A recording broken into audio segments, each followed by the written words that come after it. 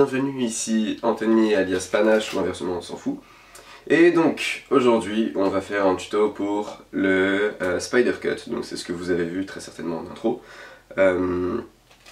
Donc Spider Cut qui finit sur un S, point, voilà. Donc il commence par tenir justement le paquet en fait légèrement surélevé au-dessus des doigts, je sais pas si on voit, montre, voilà, bien, merci Romain. Romain film au passage. Ouais, donc on tient les cartes légèrement surélevées. De cette façon on a un espace en fait en dessous de la main. Ensuite, première étape, on fait ce qu'on appelle un Z-cut. C'est en fait, on tient les cartes et on en fait un Z, en quelque sorte.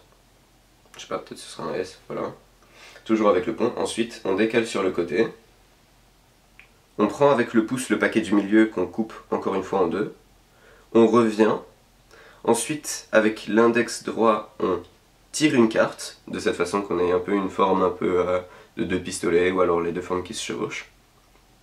À partir de là, on va aller avec la main droite le plus vers la droite possible, de façon à ce que le paquet du milieu passe en dessous du coin, genre comme là on l'a vu. Donc ici juste, le coin, il doit passer en dessous.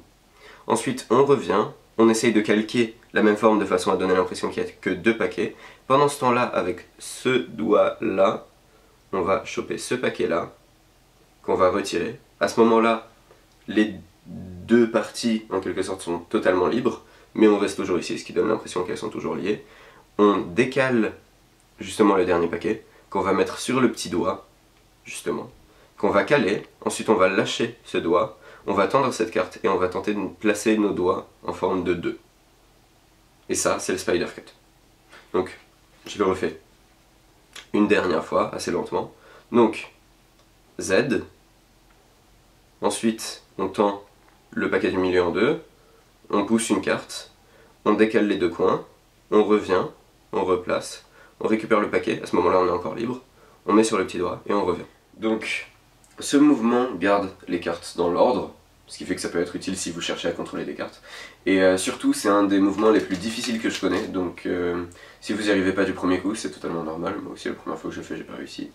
Vous découragez pas et continuez à vous entraîner, vu qu'il rend plutôt pas mal.